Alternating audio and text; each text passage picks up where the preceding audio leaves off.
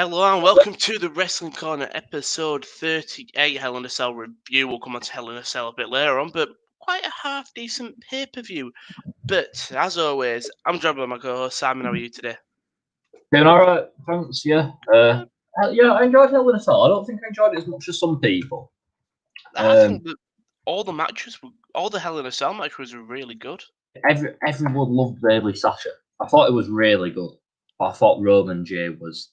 I thought Roman J was better, but I don't know whether that's because I don't think Roman J was actually maybe better in terms of in-ring action. I know they're very emotion. They're very different things. There was there was barely any wrestling on the first match, whereas Bailey and Sasha were just like 30 minutes of just pure in-ring wrestling. Yeah.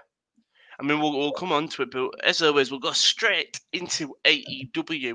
It was a big episode. It was the championship episode where the championship tournament was being played out. All round one world title eliminator tournament matches occurring on this show. But the show opened up, and it was that first match. It was Jungle Boy with Luchasaurus and Marcus versus Wardlow. Wardlow, a guy who I really like, who I can really get behind. Jungle Boy takes a lot of losses, doesn't he? He does, and he's supposed to be the biggest talent. And I really like Jungle Boy as well. I'd say that, but yeah, I don't think it's a bad. I don't think it's a bad thing, but he does take an alarming amount of losses. The thing is, he's so young. That's one bonus you've got with him, because he's got to be at least 20. Is he 22? Yeah, I don't know. I'm not sure they should do it by age. 23. It depends. It all depends how you present people. You can say, in terms of them being an act, Retribution are what they're young, and all these losses are going to get them over. No, it isn't. No. You know, I know the worlds apart in terms of what Jungle Boy is, and I was going to look at his match records on database, but all the stuff that they do on Dark swings it well off. Yeah, because it picks up the wins on Dark, just not on the main everyone show. On Dark wins. Yeah. But Wardlow picks up the win this. Jungle Boy attempted a DDT on the ramp, but Wardlow countered with an F10, chucking Jungle Boy back into the ring. Wardlow finished Jungle Boy with another F10. So two F10s to finish him off. Great result. I think Wardlow should have gone through, at least beating Jungle Boy. Yeah, well, they're right call on it. I like that Wardlow's used quite sparingly. Yeah, it was just. Did he win with that knee, or was it an F10? An F10. F10. Right, okay. Yeah, he got a good moveset, good look, and I think he'll be the first one to jump ship. Yeah. I think WWE will be all over him. I wouldn't be surprised. I wouldn't. Him versus Lars. Oh, for God's sake. He is a WWE guy, though. Definitely. Well, he isn't definitely, but out of anyone on that roster, like, as of right now, probably is that's on TV is probably Wardlow, maybe. Yeah. Announcement, the AEW World Championship will be online. I Quit match at Full Gear. John Moxley versus Eddie Kingston. Do you see a title change happening there? Wait, so no, what was the announcement? I don't think I saw it. The World Championship will be on the line in an I Quit match. Oh, Full Gear with the really cool graphics. See Eddie Kingston win it? I don't know. I'm not going to be able to watch All Out either until the Monday. Full Gear, yeah, so I'm not going to be able to watch it properly. So I'm trying to not get myself excited for the card purely because I'll know everything that happens by the time I watch it. Yeah. But I don't know. I feel like Eddie Kingston doesn't feel like he's on the same level as Mox, but I could also see him pulling it off. I don't know. Same. Yeah, a bit bad heel faction, not run it, but as that main champion, and then have like the winner of the title tournament go for Eddie Kingston and the whole faction. Yeah, I mean, maybe they will because they've got the whole thing of did Eddie Kingston say when he wins the belt he will give an opportunity to Phoenix? Something along them lines, yeah. And I don't know whether they're just covering the backs or whether that's actually going to play into something, because it wasn't shown on the main show, so that makes me feel like Un- it's not going to play into Unless anything. it was a thing like of Eddie Kingston trying to get Phoenix on his side and stuff like that. You know what I Yeah. mean? Typical heel stuff. We had our next World Title Eliminator Tournament match, and it was Kenny Omega versus the Concrete Rose Sonny Kiss. So this match was supposed to be Joey Janela, if I'm confident, but I don't know why it was just changed up. He's come into contact with someone As a, who had Joey it, has. because he calls it because he worked the GCW show. Yeah. And it is Joey Janela, I think he has. Kenny Omega beat Sonny Kiss in 6-7 seconds. No, because they circled for a little bit, didn't they? True. And then obviously Knee won Winged Angel. But it wasn't really the match that matters for me, but the entrance with the dancing women. cleaner girls, the Raw Underground sexy dancers. I like that Kenny Omega just didn't like change face, if that makes sense. Just beats the smiles, goes serious, and then just picks Sonny Kiss up after the match. And like, it's this ruthless side of Kenny Omega that as soon as he gets in the ring, he can switch it up like that. It was. He didn't really change anything in terms of what he does. And have you seen the people saying that people criticise Raw Underground for the dancers, but then praise AEW for it? Yeah. Oh, But this was like tongue in cheek because they're there to make Kenny Omega look up his own ass, whereas Raw was like, "Oh, look at this! It's what an atmosphere! Yeah. Pole dancers, yeah." I know. It is It the was problem. proper You have to genuine find. from WWE. You have to find the blend though, because there'll be people who see it and think, "Oh, they're just taking the mick out of thingy." Oh, it's all Yeah, look at them. They're trying the same thing that I mean, WWE Raw did. there's You know what I been mean? a lot of comparisons between the two this week, obviously because of the whole MJF Jericho segment that will Oh, I happen loved it. later on. And I think I'll come on to it, but it infuriates me when people say it's the same. But we'll get there. Yeah. Well, we've got another match, and it genuinely might be one of the best matches on AEW TV. Ray Phoenix versus Penta Zero. Well, The finish of this, where was I watching it? I was watching it at home. And I just remember I literally jumped out of my chair when they were going for like the the over the top DDT that the Rock hit. Yeah. And then fucking turned it around, spins around, Canadian Destroyer. Oh my! They're unreal, aren't they? They can do it. It looks so easy. They're genuinely two of the best wrestlers in the world right now. They are insane. It's just the mental. It's the pop up. It's the power bomb for me. Where I don't know what move he's going to do, and he puts him up in the air. Phoenix does a flip, and then he catches him. I think he would. I think it just looked like he was going for a backdrop. For me, that's just it's the flip in the air and the timing to hit the flip, but then to catch him, make it look like you've caught him for the power bomb. So Unreal. they're insane. Well, we know the best wrestlers ever. Ollie Davis from Wrestle Talk. His main sort of opinion on AW, apart from do the women's division better, is that Penta should be a top guy. Yeah, 100%. I don't know how much of these Lucha Underground stuff you've watched. Not much, but I've heard so much praise about it that I know he's good. And the only bad thing about this was, when he did that arm break spot on Phoenix, yeah, and it just felt like nothing. When in Lucha Underground, they built that up to be like the biggest moment. They built it up to basically with their equivalent of the Randy Orton punt kick. Yeah, but the punt kick before Shawn Michaels just got up straight away from it, and then Drew McIntyre returned in the same night. Like when he took Edge and Christian and stuff out. Yeah, when he was taking out the legends earlier. Yeah. I think with Penta, I think he will be. Then I think he's going to be the next champion within 3, maybe.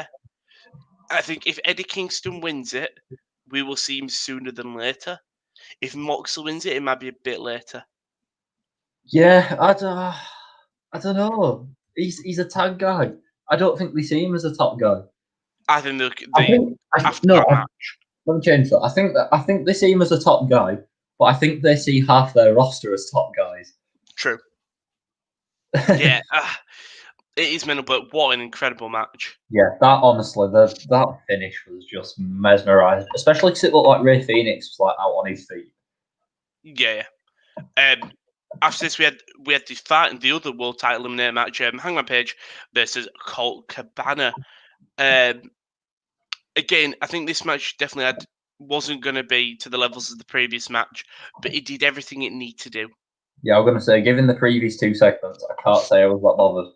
No, it was Hangman more Page was of always going to win.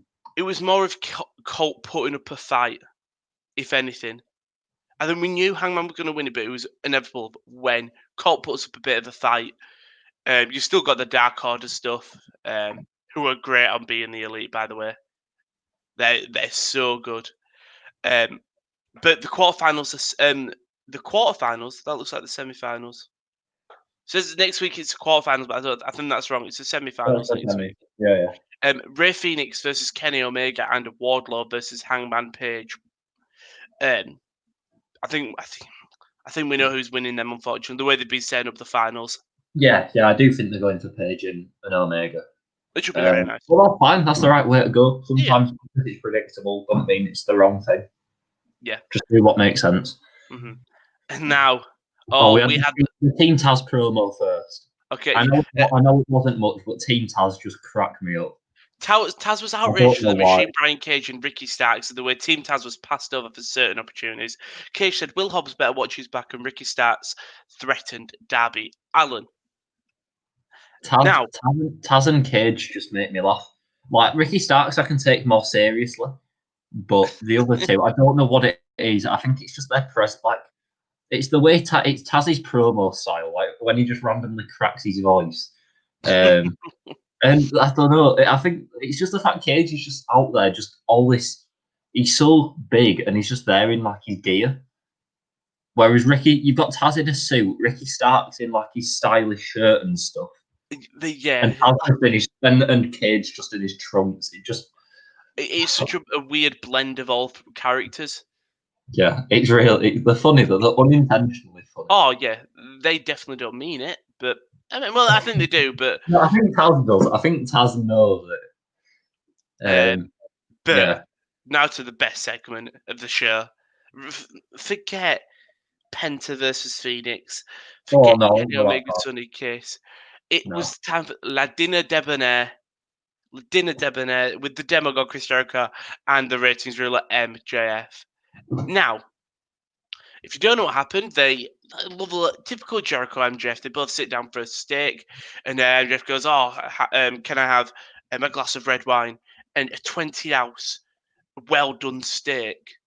And Jericho goes, can I have a glass of red wine and a 20-ounce medium well done steak? And it's just one up in each other until it gets to blue cooked blue. And so they eventually have not lock horns, but they go, I see. And then they broke out into song. A full song and dance number straight out of the 1940s. You have to watch, obviously, to understand it. You enjoyed it more than me. Oh, I love my stupid wrestling stuff. Like stupid segments that most people don't enjoy, or people think they shouldn't be along on a wrestling show. I got it, and I enjoyed it.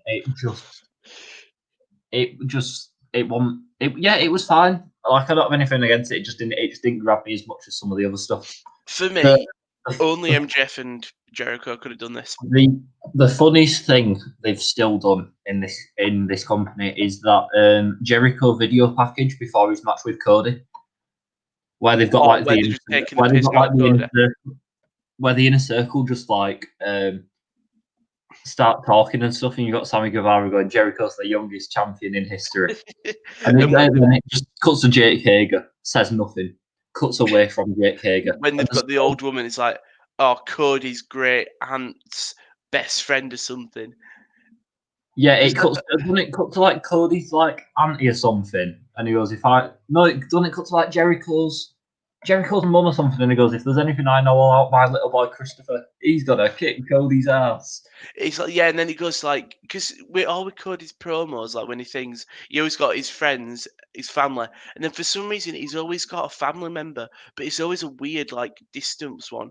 Like, oh, what were it? It was when he had one of the matches. Was it Lance Archer? And he had one of them, and one of the people they were interviewing was like his great aunt or something. So I think in that promo he goes, "Oh, and this is my great aunt's best friend Joan."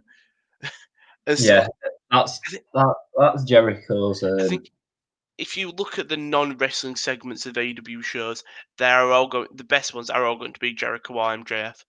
Although, have you seen the people aren't particularly high on Jericho at the moment because he's donated $3,000 to the Trump campaign. Oh, Chris! And Adam Page has made like loads of separate donations to the Biden campaign, so that's a little bit of Go on, Hangman. a See, feud at the moment. and that's you know what? It's American stuff in it. Like, you Oh, won't it's this see it. weekend, isn't it? Yeah, you won't see it in England, but I would love a feud in the English thing where it's two people feuding on like a government feud, but they're just taking the piss and making it all American. Because the Americans take the politics very seriously. We do as well, but theirs is very big spectacle. Yeah, Whereas it's just who you voted for. they Ah, don't all vote right. they don't vote for people based on policy. They vote based on like how much bants they've got in like Yeah, debates. like we normally vote. Ours is normally class based. If you're from the north, you probably will vote Tory. If you're from the south, you're more likely to But vote Tory. that, Unless that you're that from was Sunderland. that was the case until December. True, very true. Yeah. I mean, Yeah, we took the Jerry. This shouldn't surprise us because Jericho was an all lives matter guy. yeah, oh yeah, it's Jericho. I Uh, don't, yeah, it wouldn't have been a mm, surprise. yeah. Oh, I was just going to make one more point on this as well. People Okay. saying, um, people who don't like this, people who like this will then dislike Elias's segments. Yeah, And the difference is the entire point of Elias is that um, he does a song, sort of bit of trash talk against his opponent. Opponent comes out, cuts him off, have a yeah. match. That's the standard Elias segment. Since Elias has come back, he just sings. He just has a concert, and Yeah, there's the entire point of the gimmick. He's gone. He just sings, I'll be and he honest. somehow got to number 1 on the iTunes charts. And I I don't like get it. That's the joke. They've just taken away the joke and made him into a serious art. What? so I like this. You I like like. I really like Elias. By the way, he's just Yeah. because I like that something that used to annoy me with these heels coming out and doing a cocky thing was he would do this cocky song, a face would interrupt, and the face would get the better of him. Usually, Yeah, but usually. that's the point. Yeah, yeah, yeah, obviously. But I like that he's coming out and genuinely just singing a song and having a No. bit of a laugh, and then He's not having a laugh though, he's just singing. How's that making him a heel? I don't because it's all know. because if you listen to the songs, they are very all about himself. Why I don't I hate that he's got it as his new music. Why are they taking away people's like Twitch channels and stuff, but they're allowing Elias to promote his new album? I Well, don't. because it's Oh, I won't come WWE, on isn't to it? it on Raw, but no, that was last week, wasn't it? I've gone back Yeah. and retroactively decided I hated that segment so much because it's the most generic sounding music as well. uh, yeah. No, Okay. I know we're gonna clash on this. We'll go back to AEW though. Britt Baker beats Kaylin King. Um, Simple gets Bray Wayne. they're Um, always they're in the AW. It's classic like 2011, 2012 WWE. yeah, It's proper piss break before the main event. I they're don't they're mean that in a bad way, but that's usually it. Doesn't matter who's in that slot before the main event. That's usually the dead slot, yeah, and and it's this time it's always the women. yeah. And Akira Schrader, I don't think she's been on the show for a while. I Or don't like remember. in a Yeah, title capacity, someone challenging her. yeah, I I'd know they're love to probably waiting know. for Britt, but Have you seen the stuff about Thunder Rosa? no. Apparently, she's not been on for like a few weeks because AEW just haven't called her to say that she's needed. Oh wow. Because like she came back and shook the hand of Shida, didn't she? Yeah, and they're actually having it. Sure, having good performances. I genuinely think their women's division is a problem, and unfortunately, it does come back to you have to compare it to the brands that's on the same night, and that's NXT. And currently, NXT women's division is one of the best things on their TV show. Yeah. So you at least have to have them two women's matches, three if you want to be taking that division to be taken Yeah. seriously. We know I that they'll come out for the big pay per view and have an incredible match. We know they will, but if yeah. there's no hype, I mean AEW are the only ones who I'm not whose women's division hasn't impressed me at the moment. I hated what they did on Raw. oh, In terms of all the blokes have to qualify, but 4 of the women just getting straight away, 2 true, of which are baffling. We'll come on to it.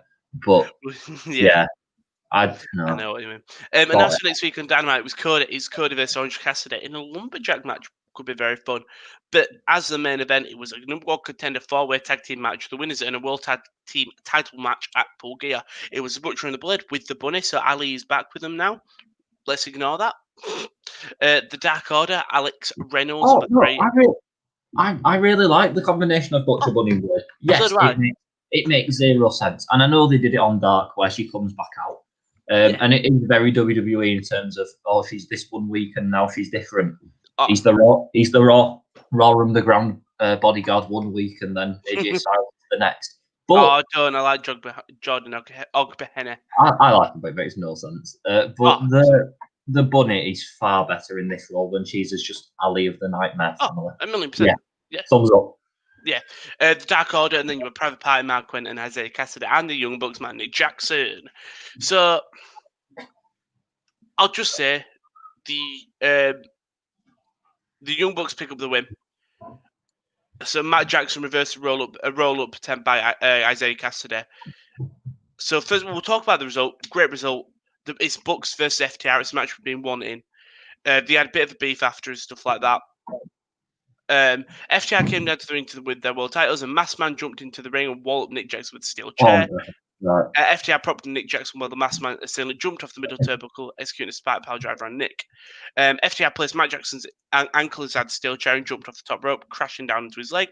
The Masked Man revealed himself to be Tully Blanchard. FTR and Tully Blanchard taunted the Young Bucks, with Jim Ross raising doubts as to condition to Matt Jackson's leg would be when the Young Bucks get their shot at FTR at Full Gear. Okay, Right. go on. I already said you got Do you know what do you think I'm going to ask? why Tully was masked. Spot on. Yeah. He moves like he's his age. Of course it's him. I would love if it was massive. It's like Luchasaurus or something. Yeah, it wasn't a bad payoff. It was just like, why? Yeah. Apart from that, like obviously the Alex Reynolds stuff, the injury was awful. Well, But the match was fine. The angle about. afterwards, okay. Yeah, I think. Yeah, but the Tully mask thing. Oh. I'm glad AEW has come into heat. So if you don't know what happened, Private Party, I think, hit DDT on Alex Reynolds, and he hits the mat hard, but he's not. I don't think he's knocked out. I think he's just a bit. Oh, okay. I think it's Mark Quinn jumps off the top rope. They do the both jump off the top rope, and I think it's Isaiah Cassidy's leg just hits Alex Reynolds straight in the face. Alex Reynolds is out stone cold. You see his arm just go stiff, and you think, okay, that's not good. And then they roll out and stuff. Butcher and the Blade, I think, stop the cover. But then the Blade pulls him over. Yeah. I'm like, okay, I think at first I was like, okay, he's selling a little bit, a bit strange selling. And then when you rewatch, you're like, okay, he's not selling. He tags himself in. But surely, when Alex Reynolds has not rolled out of the ring, and he's still in like the middle of the ring, getting involved in the spots, you surely, I think, throw up the X. Because it's a multi-man, this is what I would defend it to Kieran, because Kieran was showing. I was like, just throw up this. I was like, well, with a multi-man match, you have got the luxury of you take him out of the match and you give him treatment, and you could still have the 3 tag teams wrestling. It's mental that they still kept on wrestling, and then when the Young Bucks picked him up, threw him to the corner, the knee, he's not with it, knees him, then hits him with a running bulldog. Shot. That is mental to me. Yeah, it's not the first time this has happened either. What was the other incident? There's been another one where they've really just not protected someone. I can't think who it was. I can't remember off the top of my It head. was quite recent though, but yeah, you compare it to WWE are really good in terms of. Oh, I think they're probably the best in the industry in terms of referees protecting people's safety. 100%. And I don't know what it was, but you look at the people in the ring. The Young Bucks wrestling for 15 years, nearly, no, more than probably that. Butcher and the Blade been wrestling for so long. In terms of like, I'm not going confined. to criticize that. Blade did the right thing. Oh yeah, by tagging him out, but you would have thought the mental thing is that the referees didn't even spot it. Yeah. Well, yeah, people are saying that in like a multi-man like that, you should just have an extra official on the outside, just checking everyone constantly. 100%. Like, and your excuse could be, oh well, they're checking to see if there's any false tags or something, as there are so many people in the ring. It is just an extreme fault of the first of all the people in the ring and the referees, but also the backstage. Surely someone backstage went, guys, he's not moving. Surely you send a doctor out there. You know what I mean? Yeah, it were really poor. Took a bit of shine off the episode. That's the thing, because I think if this match ended normally, Reynolds was fine. Fair enough, but I think because this, you like you said, it took away so much of the show. But we've got Young Bucks FTR at Full Gear, I suppose. Yeah, but we've not got it in the dynamic that when everyone thought we were going to get Bucks versus FTR, it was going to be babyface Bucks versus heel Revival. Yeah, It's basically, I say the heel versus heel. The Young Bucks haven't turned face just because like they got the legs like mattered. mm-hmm. It's a really weird dynamic. I'm not really into either team. But for me, the Bucks are a lot better as faces. Oh, same, 1,000,000%. Just yeah. I think we're going to have to reserve judgment until now, Full Gear, and hopefully we might see some changes and stuff. But next week we've got the semi-finals of the title eliminator match, so we'll see who goes through on that, I suppose. Yeah, we'll go to NXT because next week I can't wait till tomorrow. It's Halloween Havoc, Simon. It's back. This is the episode that I really wish was available to watch straight away. I think you might have to find 100% and not a because legal of place to watch it. The dirty BT Sport contract. Luckily, I've got BT Sports, so I'm all good. Yeah, well, it's not that bad because my Thursdays are usually heaving anyway. Because in terms of uni, we're in for quite a bit, and then I've got AW as well. True, very true. So by the time I'd get to NXT, I'd probably be a bit tired. But even so, this week I'm looking. Well, I say I'm looking forward to NXT a lot more. AW have got a hell of an episode. They do. It's going to be a big fight. I think Halloween Havoc will nail it just because it is that gimmick pay-per-view. Not even pay-per-view, sorry, the gimmick show. But we'll talk about last week's show. Kushida defeated Tommaso Ciampa and Velveteen Dream in a triple threat match. Well, it's just the three lads not doing anything in it. Yeah, simple. Ember Moon defeated Jessie Kamea after the match. Dakota Kai attacked her, who vowed the Moon would have used her as a stepping stone. Really like this. I'm all for a Dakota Kai Ember Moon feud. Yeah, it's also good that Ember Moon's got a new finisher because she would end up with no tailbone if she did that. 100%, yeah. But I miss it. I love the Eclipse. You'll love it more just because it'll only get brought out for the big matches. Yeah.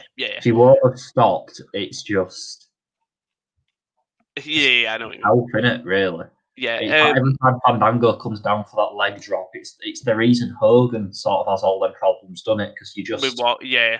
Pressure in it, just the amount of just straight impact onto the leg. Yeah. Cameron Grimes learns the stipulation for his game against match against Dexter Loomis. The Garganos prepare to spin the wheel, so they sat in their house spinning the wheel. The Cameron Grimes segment was really good because Cameron Grimes is such a character. Just asking, are you sure it's not Mr. Regal? His accent's kind of thick sometimes. Dexter Loomis just appears through the glass between him and I Mick love and that. just staring him down. It's just Grimes talking to the backstage announcer. I Yeah. can't remember who it was, and it's just Loomis staring through the thing. Loomis is great. And then the Gargano thing of like he hates wheels. The wheels want him dead. I think NXT has the best cast of characters. Oh yeah, Like stuff like AW, like they've got characters, but I feel like everyone NXT feels more typical wrestling in the sense of comic book characters brought to life. yeah. Well, Loomis, you've got Grimes, Cameron Grimes. You've got like Cameron Grimes. He's like the do you know, like in the cowboy type of scenario, he's that the leader. Everyone's just so got such clear and defined characters. Like the Garganos, this uppity, stuck-up family. Loomis is this creepy stalker. There's a couple where I think, okay, you don't have characters, but they're just great. Like Dakota Kai, she doesn't really have a character. She's just an angry New Zealand woman. Do you not think? Well, what would you define a character as? Turned the back on a best friend, got a heel attitude, and then got some insurance in Raquel Gonzalez. I know what you mean. She is true. just angry, smaller person who has bigger person to do the dirty work. True. Okay. Yeah. Fair play. But like, I know what you mean. That they've got defined characters where I think AEW's got a few. Like you've got your Orange Cassidy's and stuff, and Cody. Everyone's just outstanding wrestlers. But to be fair, they did say they were going to focus on being a sports based sort of in ring product. So which is fair enough. Yeah. Bronson Reed defeats Austin Theory twice. So he pulled a Dolph Ziggler at SummerSlam 2019. He did. Really low. They've given it a D. Have they? Maybe because Austin Theory took a double loss. They're speculating here that. Oh no, I've misread that. I thought it said that they were going to pair Austin Theory with Zelina Vega to get him back on track like she did Andrade. Oh wow. But it just says here that they think a manager like Zelina Vega would be good. Oh yeah, I could see that. People were speculating that him and Chad Gable were going to form a team, but obviously that got like sorted out on SmackDown. I like that Chad's now Chad, not a short G. Yeah, I think everyone is. But yeah, this was really good. I don't know where Austin Theory goes from here. They've obviously got something planned, but yeah, they wouldn't have made him lose. If it was just a simple one loss and then the segment was over, but because it was 2 losses, it means they've got a plan. I hope. Anyway, that's the thing. I don't mind him losing solely for the reason that I think they've got a plan for him. Yeah. Legado del Fantasma defeated Isaiah Swerve Scott, Jake Atlas, and Ashante Theodonis. Good match. Yeah, all the cruiserweight guys are really good. Yeah. The cruiserweight division in NXT, obviously I don't watch 205 Live, has really stepped up to the plate. Yeah, well, you say the division. This is basically the division. Yeah. All in one match, pretty much. And then you've got like the lower tier, which is the guys on 205. It's a really weird structure. It is, but the NXT guys are doing a stellar job. The finish of that Raul Mendoza's kick on Tahuti Miles was, it sounded rough. Meaty. Did you see that It Jordan was Devlin so was returning as well? loud. Yeah. See that Jordan Devlin was returning? Yeah, I did. He cut an outstanding promo, but the less said about him, I think, the better. Yeah. Everrise defeated Killian Dane and Drake Maverick via disqualification. I know they're your boys. Everrise, they're not my boys. They're just, I just like them. They're stuck in limbo between 205 and NXT, and then they just occasionally show up for like NXT Full Fat. Yeah. Matt Martell is one of the best trash talkers in wrestling. Everrise are really good at trash talking. That is what I've realised. I'm not even sure it's just Everrise. I think it's just Matt Martell. No, nothing on Chase Parker, but they're really good. I like them. I mean, I really like the segment actually. Yeah, it was. It's just funny, isn't it? Like everyone expects Dane to snap, says it's the best thing he's ever seen. Then the music plays. It's one thing. So on my Twitter this morning, one thing that came up, Chelsea Green shared it, but it was of Impact 3 years ago. the wedding between Laurel Van Ness and Braxton Sutter, I where remember he that. goes, "I don't want to marry her, I want to marry Ali," and stuff like that. Yeah. And but you look at the people in the ring: Laurel Van Ness, NXT, Chelsea Green, the Blade, and the Bunny. yeah, Drake Maverick, Wait, why is Mike Great Mar- Maverick there? he's there. He's wearing all blue suit and I think a blue top hat. Like, he's probably like the best man or something. Yeah, I can't believe, has Drake Maverick really been not with the company for 3 years?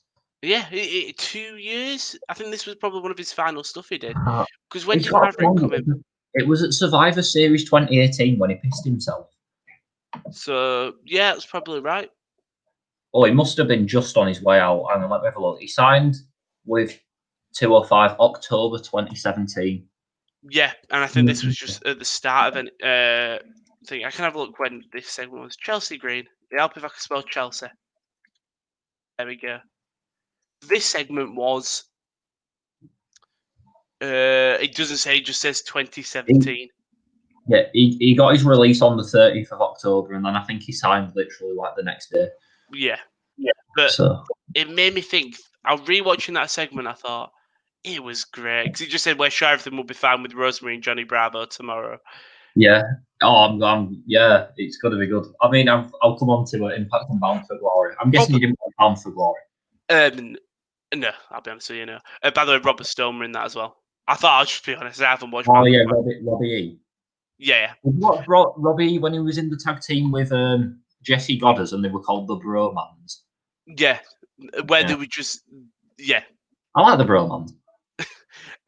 Casey Catanzaro defeated Jaya Lee.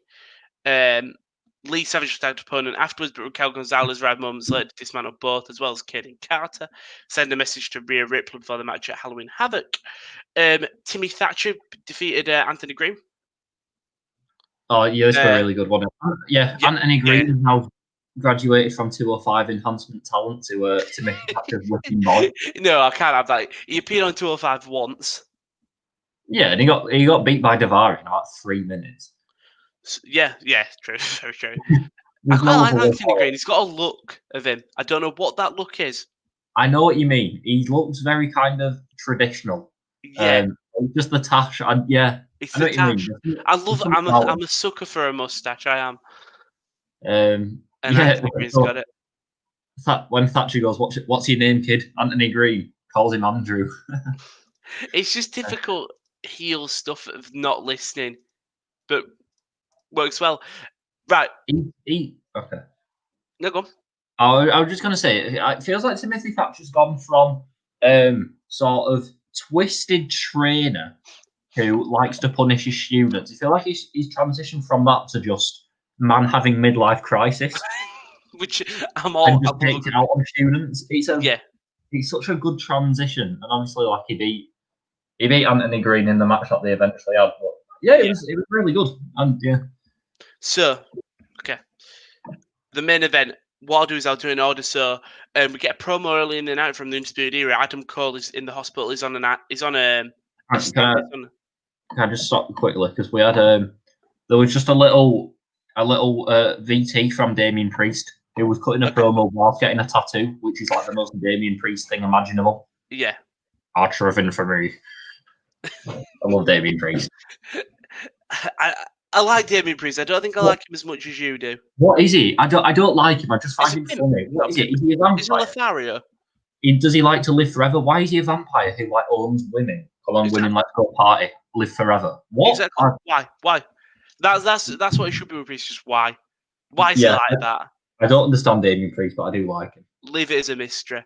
I love his promo style as well. Just his low voice. And I even liked him as Punishment Martinez, but I really like him as Damien Priest. Yeah, he's good in ring as well. Yeah, sorry. Yeah. So Adam Cole and the Era Cut promo. Adam Cole's on an iPad from a hospital and stuff like that. Really nice little promo. Just talk about the Era. And then throughout the night, members of the Undisputed Era, so Bobby Fish gets attacked, and he will be unable to compete. But it's fine because they've got Roddy Strong. We could do another backstage segment later on. Roddy Strong's been attacked, which is really nice. Roddy Strong got attacked. It was like he's unable to compete. And so you had Danny Burch and Oney Lorcan Fandango, Breezango, and then you had Kyle O'Reilly and William Regal's going, well, I can let you compete by yourself. And he goes, no. I'm just going to go to the hospital with, give it to Danny Burch and Only Larkin. I'm going to go to the hospital with Roddy and Bobby. So Kyle's out of the picture. He's just worried about his mates. Danny Burch and Only Larkin get the match. Great. The match is going on. Fandango's on the top rope to hit his leg. I can't remember the move is. And a masked man pushes Fandango off the top rope. Birch hits him. Birch hits Breeze with a low blow behind the official's back, leaving him vulnerable for an assisted elevated DDT to crown the Britain Brawlers as the new champions. You think, okay, that's really strange. Very heelish from the two skinhead lads, but okay. What's going to happen then? This masked man gets in the ring, pulls off his mask. It's Pat McAfee. He's back. He hasn't been gone long. Now, you've gone, what do you think? I don't like it. I don't dislike it. I'm strangely indifferent. I just saw it and went, oh, okay. It's a thing. It's all right. I mean, I'd like to have known whether Pat McAfee was paying Ridge Holland to beat up Adam Cole. Yeah. And whether we've just sort of retrofitted that story onto Larkin and Birch. Maybe we'll probably wait and see. Maybe Pat will do a promo saying, "Yeah, I pay Ridge Holland," but I don't know whether they'll want to do it while Ridge is injured. Yeah, you know what I mean. In case they want to bring him back for something else. I did feel sorry for Ridge. I really did. But yeah, I'm happy that McAfee's back. As you know, I'm a very big Pat McAfee fan. So yeah, a bit bigger than me. Yeah. All right. Where's Hell in a Cell? There it is. So, do you want to do your roundup? I was looking at Impact, but there's not much happens on Impact when there's a pay-per-view because it's just building for the pay-per-view. We talk about the pay-per-view. Yeah, I'm just looking through the main show. There was a good interview with Moose who kicked off at Jimmy Jacobs. So have you seen that EC3 and Moose did a cinematic match? I hadn't seen anything, and I know I probably should have. Do you know any of the results? Anything? No, no. Oh. I know some of like the winners and stuff a little bit. All right. Yeah. Show kicked off with the Rascals versus the Deaners. The Deaners won in less than 4 minutes. What? No, I was not into that at all. It was weird. The Rascals are so much higher up on the pecking order, but sure. The pre-show was interesting because like The Rock showed up and stuff. Don't know if you've seen that. Twin it was basically just loads of people. Mick Foley was there, Bret Hart was there, just all wishing Ken Shamrock well on his Hall of Fame induction. Yeah, right. So the pre-show, or Countdown to Glory, as I think they called it. It opened with the 6-way scramble for the X Division title between all the X Division lads and Jordan Grace. It was just, it's just X Division stuff, innit? It's just fast. Yeah, I was surprised with the result here. Move. I should have seen it coming. I'm not, strangely enough. Because the finish kind of made. Oh, there was one really funny bit in this. That really made me laugh. So, Jordan Gray sets up for a superplex to Trey Miguel, but finds herself in the Tree of Woe. But then she like pulls Miguel off the top, with like a suplex thing. But then while she's still hung up in the ropes, Rohit Raju gets up on the top, yells equality, and then delivers a double stomp to Jordan Gray. And then for the finish, so Rohit Raju broke up a pin on Thick Mama Pump, as she calls herself. Completely forgot. TJP hits a splash on Trey Miguel, but then Rohit Raju does what Lana does, and just throws him off, steals the pin, and then like celebrates like he's like done it all himself. Typical heel. Proper cowardly, but he's really funny. Oh. Everyone questioned it when Chris Bay won the title at Slammiversary. No, when Rohit Raju beat Chris Bay for the title, but he's done really well with it. It's very. He's very honky tonk, man. Just in terms of he's not a bad person. He just tries to like slide his way out of any match. Yeah. Yeah, he's entertaining stuff. Mm-hmm. The Call Your Shot Gauntlet. Now, have you heard what happened here? Is this the 20-man? Yes. I saw the Rhino one. Did you know that Rhino wasn't meant to win?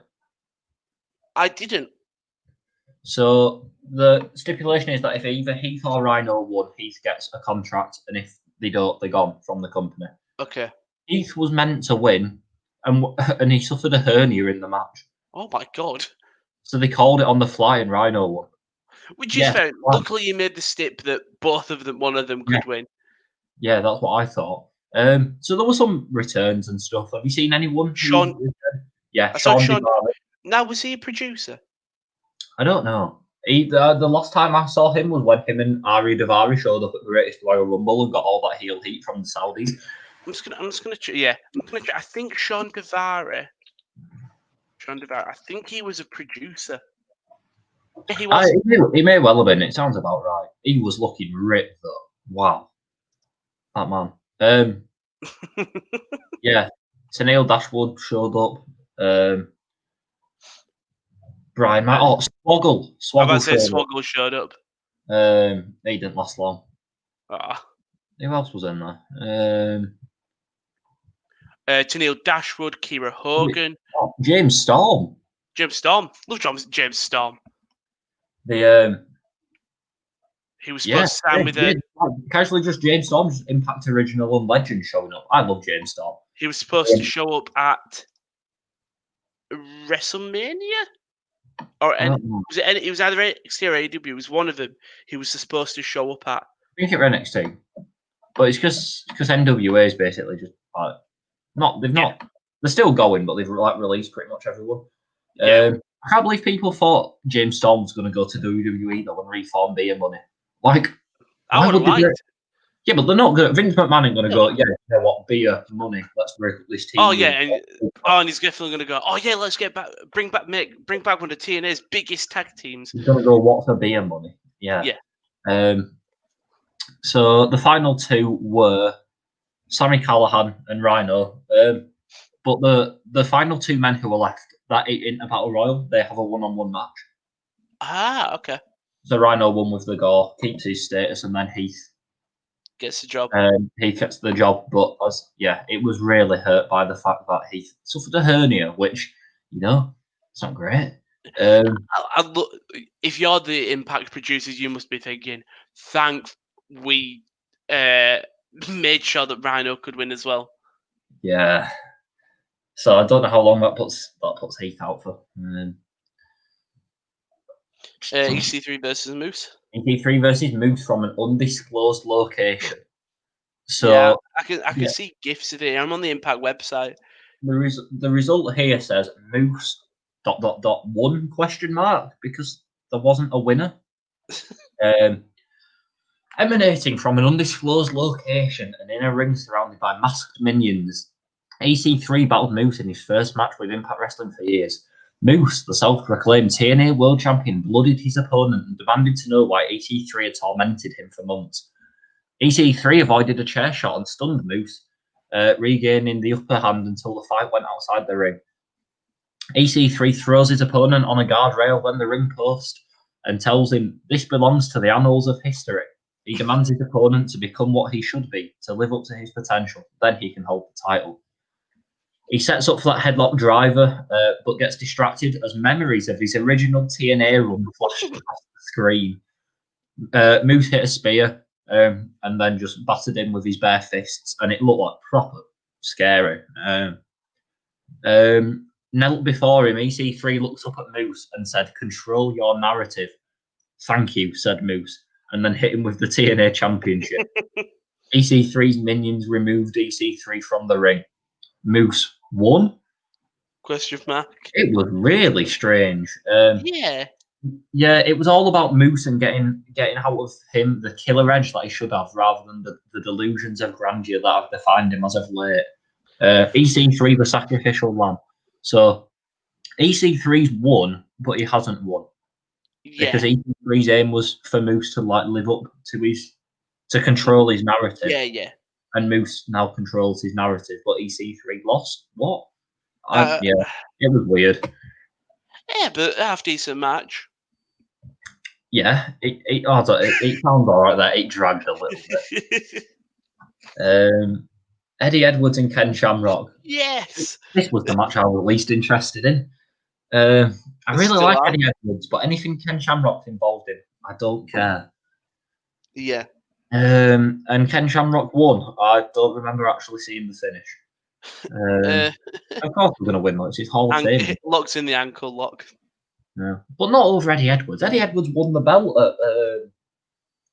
no, he was the champion, wasn't he, going into Slammiversary, and then Eric Young beat him. Fatal four-way tag match for the Impact titles. Oh, this might have been match of the night. I have seen parts of this match just because I saw that the North can go down as one of the greatest tag teams. Yeah. And yeah. So, yeah, Alex Shelley had an injury going into the match. So, to write him out, Josh Alexander hit him with a pile driver on the ramp.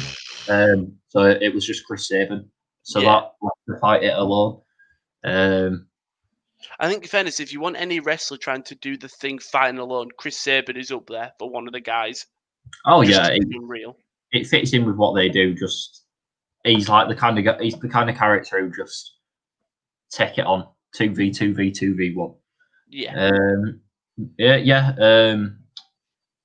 Josh Alexander sidestepped Gallows, and Ethan Page hit Carl Anderson with the tag titles, and Josh Alexander got the win. So the North are champs again. Yeah. It was really good. I love the North. I've said it before. A lot of people expected the Good Brothers to win. Maybe because they're newish to the company. Yeah, well, they're the top merch sellers. Like they are the biggest, some of the biggest names in Impact. But now for the most confusing bit. Yeah. Kylie Ray, no, she wasn't there, and it was never explained, and no one knew. Apparently, Impact didn't know. Apparently, she might be injured. Did Impact not know? What? So she's no-showed? Well, not even no-show. I saw. Oh wow! By the way, breaking news: Mako Satomaru is joining NXT UK. Do you know the Japanese? Is she the veteran who was in the Mae Young Classic? Yes. Joining NXT UK. UK. Yeah. Sure, why not? It says, where is it? Kylie Ray. Yeah, just didn't show up at Bound for Glory. Yeah. Really? Yeah. I don't know. So Sue Young showed up. I thought this were part of the story that Kylie Ray wasn't going to be there. I thought like Carrazzo took her out backstage or something. Reportedly suffering an injury. Oh. It was reported that Ray was never going to be at the event, and she had she had suffered an injury. Brian Alvarez said that the injury is not serious, so hopefully this means we'll see Ray challenge for the title at some point. That's not great. Don't false advertise that. Speaking of injuries, Abaddon. She's great, isn't she? Well, have you seen it though? No. Apparently, she couldn't breathe and she went to hospital. Wow. She was in a match with Ty Conti that was meant to go to air this Thursday, and there was like a serious injury, and they've scrapped it. Well, I saw that the match had been scrapped, but I didn't know how serious the injury was. No, apparently couldn't an elbow to the throat. Wow. Yeah, couldn't breathe and hospitalised. Oh wow. Yes, quite. Oh. That's who I was on about when I was saying that there's been another injury in AEW. Yeah. That's who I meant. It was Abaddon. I just couldn't think. Jesus. It's not good. No, not at all. But yeah, Sue Young wins lol. Can her hubby, Rich Swann, pick up the dub in the main event? I'm never going to say that word again. Yeah, that it felt so weird. It just did. Sue Young and Rich Swann. Yeah, it was. They basically just worked for half an hour. Yeah. Eric Young just trying to just make sure he's got no knee left. But he won with, I think it was just a splash, like a Phoenix splash, and got the win. And then all of like the Impact roster came down afterwards and like lifted him high up. I like Rich. It was a good feel good ending, but like they cut the broadcast like half an hour after. Not half an hour, like 30 seconds after he'd won. Like there was barely any celebration before Josh Matthews was saying, "That's it, folks. We'll see you next time." They just ran out of time. Yeah, a bit weird. Also, the knockout tag team titles back. By the way, Bembo, welcome Bembo. You said apparently Tucker will be moving back to SmackDown feud with Otis. I mean, makes the draft irrelevant, but it makes sense due to feuding, I suppose. Apparently, they had no intention of putting him on Raw in the first place. Wow. Weird, very weird. But yeah, and the knockouts tag team titles are back. Yeah, they've got enough by far enough people to do that. So that's good. I'm just trying to get up the best of the rest. I don't cover AW Dark because who's asked? No, there's so many matches. Yeah, well, and also, what is there to say apart from it's signed talent versus unsigned talent? Signed talent wins. Yeah. Do you know what I mean? Mm-hmm. It's just a bit flawed. Yeah. So 205 live this week. Mansoor beat Brian Kendrick. Anytime Mansoor's on my TV, that's a thumbs up. He's great in it. So Mansoor's been doing, I don't know if you've seen it, but he's been doing these promos on the bum. Yeah, have you seen it? I saw that. Yeah, he was on. Was it last week? Call your big shot or something, and he's been doing like the Daniel Bryan promo against the Miz promo on Bryan, and then he eventually unmasked, and it was him, and I was like, oh, he's awesome, great, isn't yeah. Says that he wants to. He literally said, "I want to show that I'm more than just a too much in Saudi Arabia a year guy."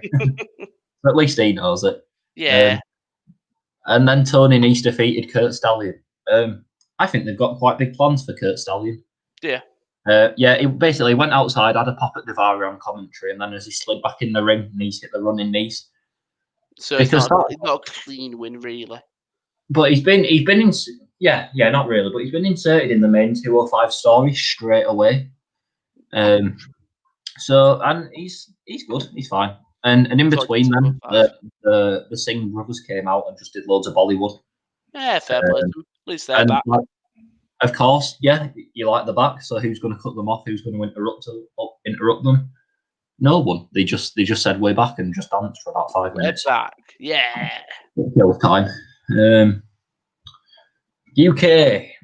Eddie Dennis beat Oliver Carter. Eddie Dennis is really good. I feel like I've not seen him wrestle for ages. Mm-hmm. Nina Samuels beat Amile. Eddie Dennis is looking ripped, by the way. Sorry, yeah, he's good as Eddie Dennis. I feel like he's been forgotten about a little bit. And then in the main event, Trent Seven beat Kenny Williams in the British Rounds match. Mm-hmm. Kenny Williams with the wild card. My question: he's not been involved in the promo at all for UK, and he's not featured yet. Where's Tyler Bate? Didn't he have claims against him? I know he not proper ones. Not proper. I know he came out and said like he didn't. Well, he said as you read what he did, and he definitely did nothing wrong. Yeah. Devlin's returning. You'd expect Bate to return very soon, at least. You raised that argument, but Devlin's coming back on this show. They ran a promo for Joe Coffey, who's just come back from suspension. Yeah. So yeah, you're right. I wonder maybe he's injured. I doubt it, but yeah. But even if he has been injured, like it'll have been about 7 months since he's last wrestled. Yeah. It'll have to have been a series. I don't know. Main event. Holy moly. Oh, right. Okay. I've only just seen that now. Ricochet defeated Grand Metalik. Yeah. Let's not forget Grand Metalik's a top talent as well. Oh yeah. Not in the way he's booked, but and then making his return from injury, Angel Garza defeated Humberto Carrillo. Oh, there's one thing I want to talk about on Raw because Angel Garza's great. But we'll come on to SmackDown now. We're nearly an hour in. I know. We'll rattle through SmackDown. The KO show, especially because Daniel Bryan turned to chaos. Basically, everyone just got into a bit of a beef. Typical thing leads to an 8-man tag team match. Brian Owens and the Street Profits defeating Dolphy Ziggs, Robbie Roode, Cesaro, and Shinsuke Nakamura.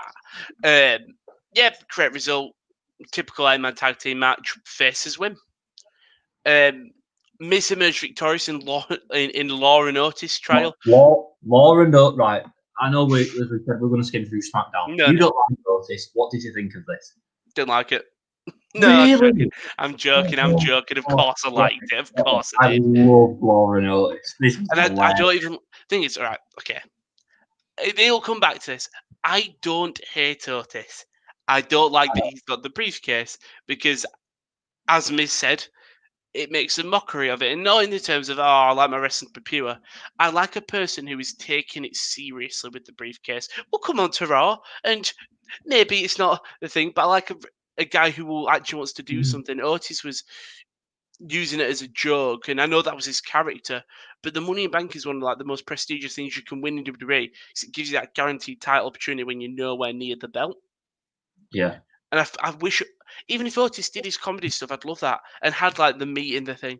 But he still came out and just teased it in an Otis way. He could come out and he could do with the worm down to the ring, but still hold the briefcase and be like, well, I can still get you anytime.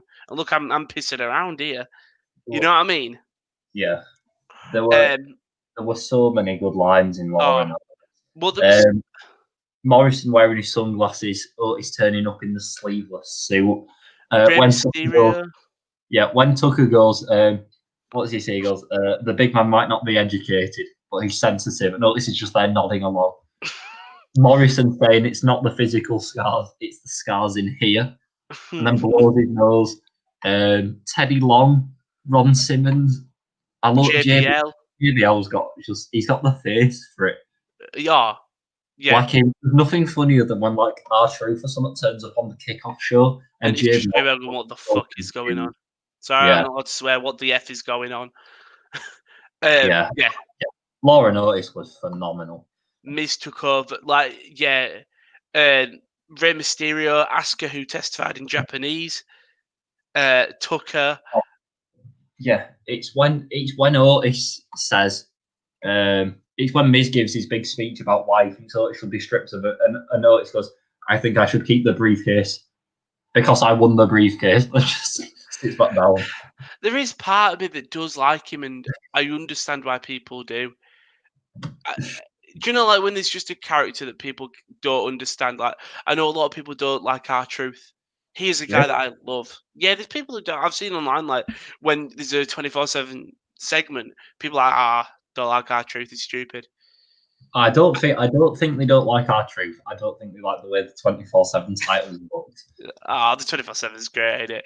It's just three people who are just doing nothing on TV. Why was it on the kickoff show? Surely it shouldn't be a match because it's always a match because it's the 24/7 Yeah, title. but you can establish them. Yeah, no, you're right. I don't know why I'm trying to bargain with you. You're right. I picked up a dub. Yeah, she did, and I saw the I watched and I was like, I don't like that it's Zelina, but then I thought, well, who's it going to be? No one else. Fair enough. Zelina, she doesn't wrestle consistently, and Bianca's class. Perfect. Laz defeats Shorty G. After the match, Kayla Braxton approached Shorty G, and after the match, that's how he felt. The War Toss was responded with simple, I quit. Adam Pearce questioned about the statement backstage, clarified that he's quitting being Shorty G, and he's reinventing himself once again as Chad Gable. Perfect. Wars Wooleven.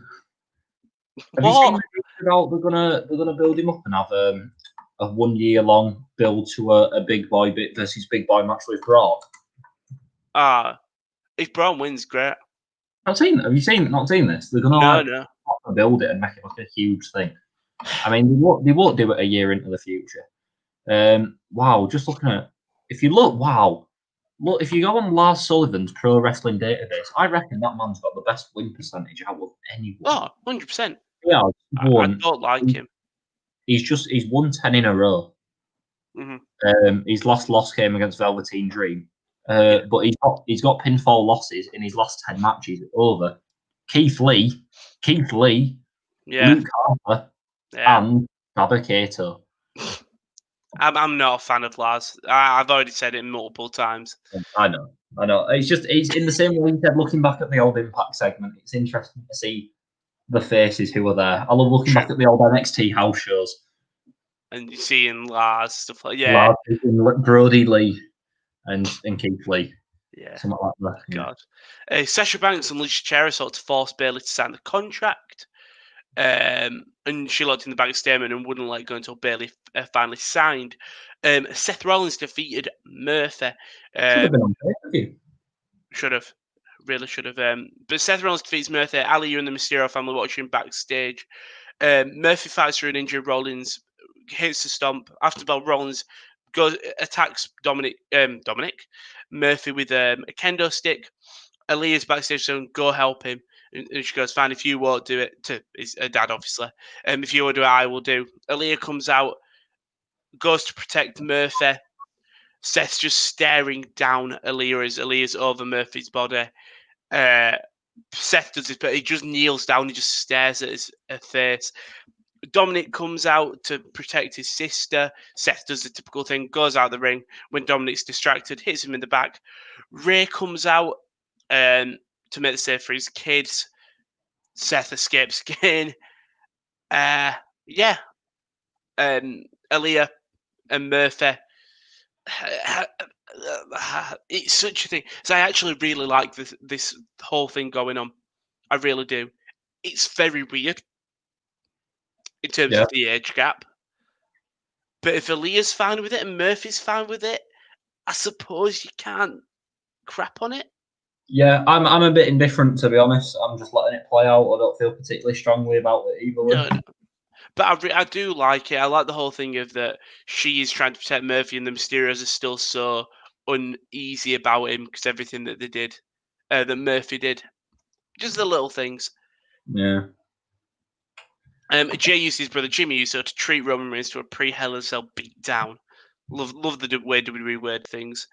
Universal Champion Roman Reigns came to the ring ready to lay out the consequences of Jey Uso facing him in Sunday's Hell in a Cell I Quit match.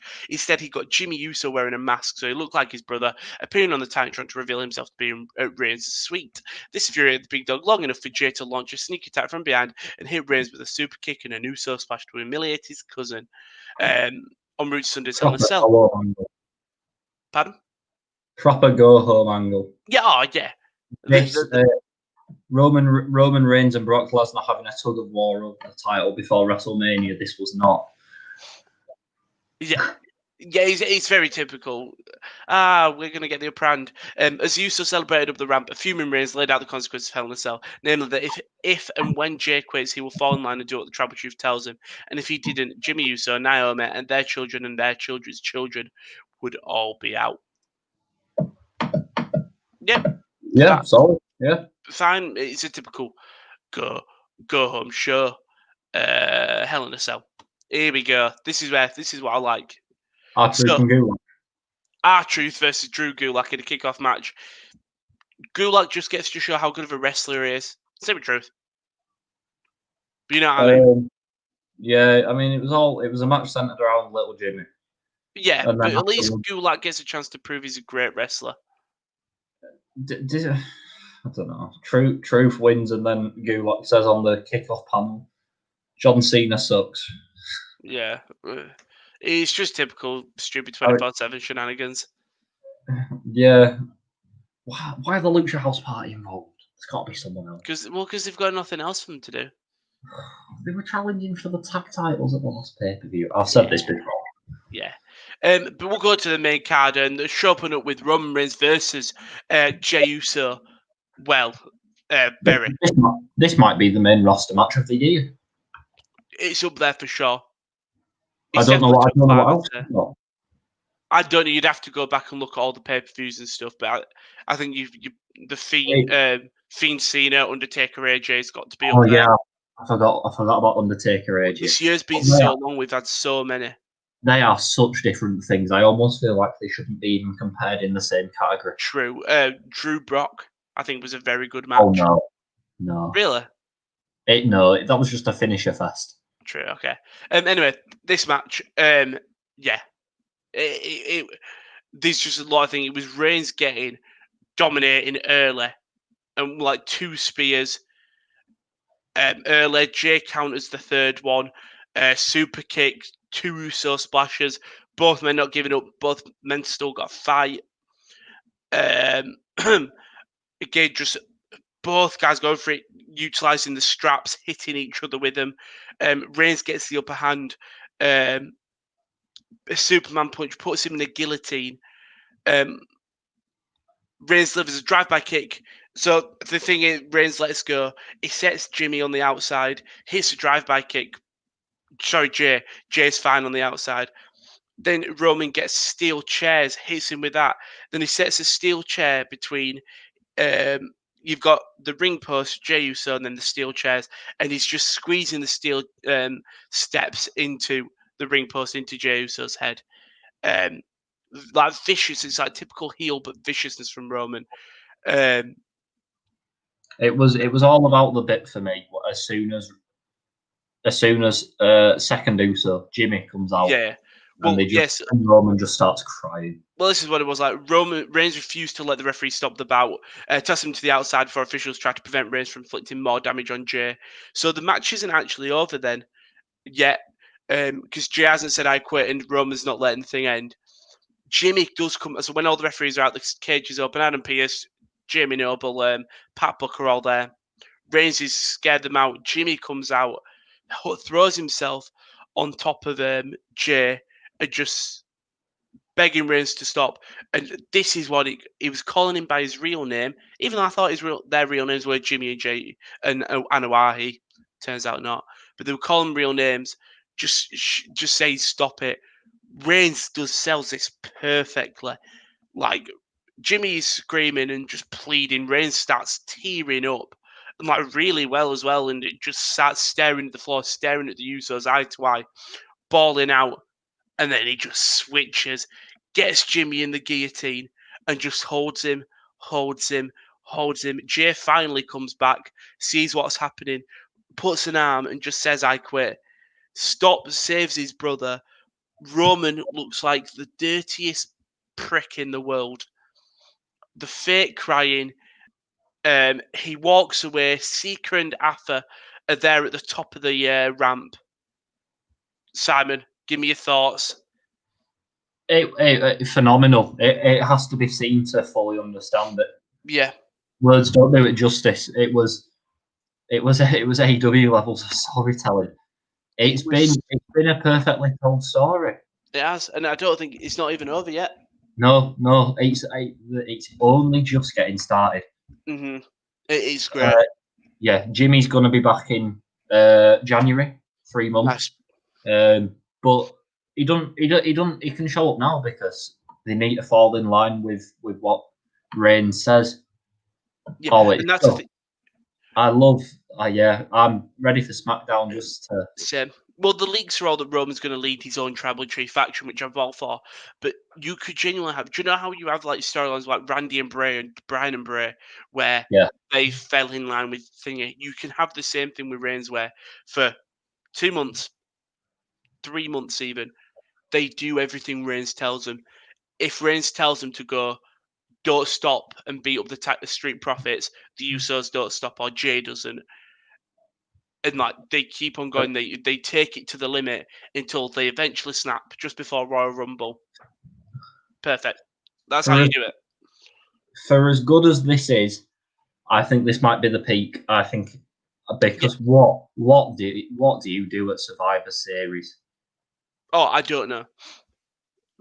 Unless come on to it. Oh, maybe since Reigns versus the winner of the Hell in a Cell, maybe just Jay's outside the ring with him, and Reigns is getting Jay to do all these stuff that Jay's not comfortable with. Possibly, is my only thinking. But then, how do you protect Randy Orton? I don't know. You'd have to think of logistics for that. We'll just see how I think SmackDown will be the biggest indicator. Where does Drew and the Fiend come into it? Yeah, I know. I think we'll see on SmackDown what happens with Reigns and Uso. Jay. Survivor Series is the one night of the year where they compete in brand warfare, but Survivor Series is the 4 weeks of the year where all storylines get put on pause. Yeah. I've seen a bunch of stuff online that's saying, why don't you change the draft? Do the draft just after WrestleMania. Or even just after Payback if you still want Payback. Well, Payback was in August this year. True. Like, do it at the pay-per-view after WrestleMania or after WrestleMania, because then when we get this brand loyalty, it makes sense. They've been there for a while. The only way I could see them redeeming Survivor Series if they go, these superstars have got to make themselves a name on this brand, their new brands or their existing brands, so they're going to want to win for them. You know what I mean? It's the only way I think they could do it. But going on from one match of the year kind of to another, Elias defeats Jeff Hardy via disqualification. So yeah, Oh God, who's asked? Hardy Look, comes out, hits everything. if Elias, if you want to promote Elias and his new album, just give him the win. Yeah. Anyway, well, he did get the win technically. Oh. So Elias goes to hit Jeff with the guitar. Jeff blocks, hits Elias with the guitar. The referee calls the bell. Yeah, great. Poo. Bye bye. We had then had the Miz versus Otis for the title of Mr. Money in the Bank. And you, right? Okay, Right, I'm going to no, sound so stupid. I've got I a bit to didn't say. see this. I didn't see this coming. So I'll just say the results. So Otis wins, and Miz wins due to Otis being hit in the head by the briefcase by Tucker. Give me your thoughts. So they had no idea what to do with Otis's Money in the Bank holder. They've just put it on Miz because they've got slightly more of an idea, but they still have no plan. Part of what makes Otis is the fact that Tucker takes the heat, then Otis has the hot tag. Yeah. Where's the fun in watching Otis as a singles guy? No, there's not. That's what Otis is. It's the light and shade of heavy machinery. And with Otis and Tucker was the confident promo in terms of if you want someone not eloquently, but you have Otis as sort of the hype man. Yeah, well, the thing is as well, Tucker's good. I like Tucker, but he ain't going anywhere as a singles guy heel. Neither guy will benefit from this. Nope. It just screams of we don't know what to do with them. Let's break them up. It's the same reason Billy Kay and Peyton Royce split, only for Peyton to go into a tag team with Lacey Evans, only for them then to then compete against each other this week on Raw. Yeah. They don't know what to do. They've got an insistence on splitting all teams. Who's left? Not many. Profits and New Day. You've got Ziggler and Rude. Cesaro and Nakamura. Yeah. Lucha House Party. 5. Ever Rise. Or Retribution and the Hurt Business, but they're not teams. They're stables. Yeah, they've got nothing. If Ever Rise showed up on Raw, I'd be into it. Yeah. I'm guessing this is their theme. Matt Martel just walking down, hands up in the air. Like, the thing is, I wouldn't be against it, and the whole reason is your tag team division is rubbish. Yep. Right, on to another match of the year contender. I'll let you take this one because I feel like I will not do it any justice because I will simply say it was really good. Sasha Banks defeats Bayley. Yeah. And it was a great match. It really was. I think, unfortunately, it was the second match where so everyone would be thinking on the Reigns Uso match, but this was different. This was storyline, but this was two women beating the hell out of each other. Bayley arrives with her steel chair, but she loses the chair before she can get into the cell. So Bayley ends up using kendo sticks, a lot of foreign objects against Sasha Banks. Banks does get a bit of offense in more outside on the cell, hitting her on the cell and stuff. Hits a lovely meteora. She hits a head scissors off like the what's it called, the rope, not the rope. What's it called, the hardest part of the ring? The apron. The apron. She hits a hurricane off the apron onto Bayley when Bayley goes face first into the cell wall. Bayley comes back and does like heel stuff. She gets her kendo stick, she tapes it together. She just gets like a huge kendo stick. Really nice little innovative stuff from her. Sasha hits a sunset flip powerbomb. Gets hit by her onto the cell. They basically both of them hit sunset flip power bombs onto each other. Hello. Bailey missed a diving trap with the chair. Yeah, sorry. Banks hits Bailey to belly on a ladder. So Bailey recovered the chair that she brought into the ring. Banks basically gave her the loss. Banks wraps her up in the chair, how you normally see the head go through the chair, but then locks in the Banks statement and just keeps on kicking her, much like Takeover Brooklyn. Just keeps on kicking her. Bailey taps out. Banks ends the longest SmackDown Women's title reign in history at 380 days. And yeah, I'm not the biggest Sasha Banks fan. This got me over to her side. Yeah, I'm not the biggest fan. I've always been of the belief that Sasha Banks is comfortably the best of the 4 horsewomen. Yeah. For me, I meant not in the build-up. Bailey is way better, and for me, I was like, Bailey's way better. Maybe not in ring, but overall, I like Bailey's heel character. I like what she's about. This match made me think, okay, Sasha Banks is incredible.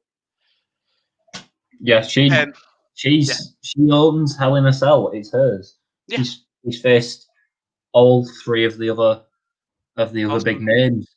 She's gonna have done it all. I mean, I don't know. They've all fair play to WWE. I was just thinking the other day about that. Obviously, they've botched so many NXT call-ups. I was thinking, what if they'd have botched the 4 horsewomen?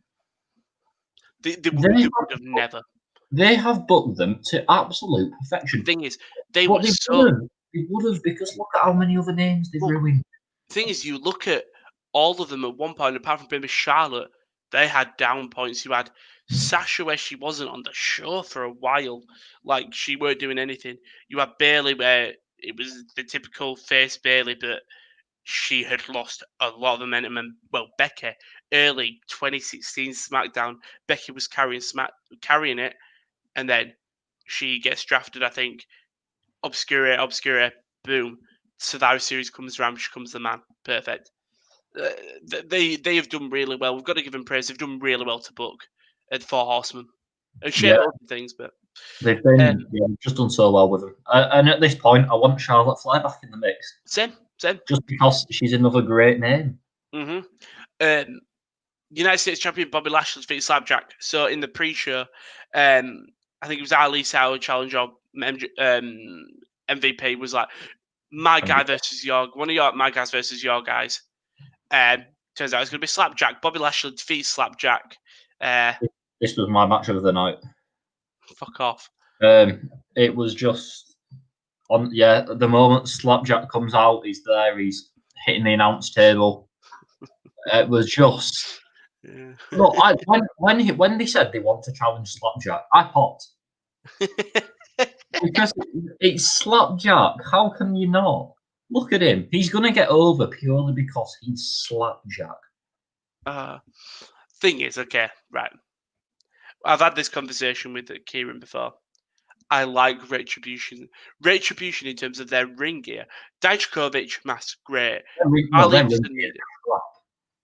Look at T-Bar pants. Why is Slapjack's mask so rubbish? Because it's an Eric Young hockey mask.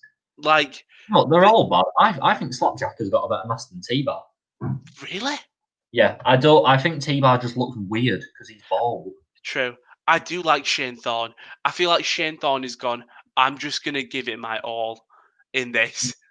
Well, he's on social media. He's quite funny with it, isn't he? Because he just do things like Jack got slapped or something. Let me tweets about. Yeah, let me pull up his Insta. He tweets about his old self and stuff. Yeah, that was it. He called it the United Slaps title.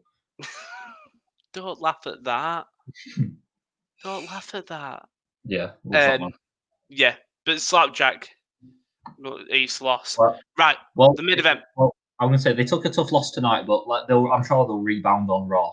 Oh yeah, I have fully doubt that they'll book him to the moon on Raw.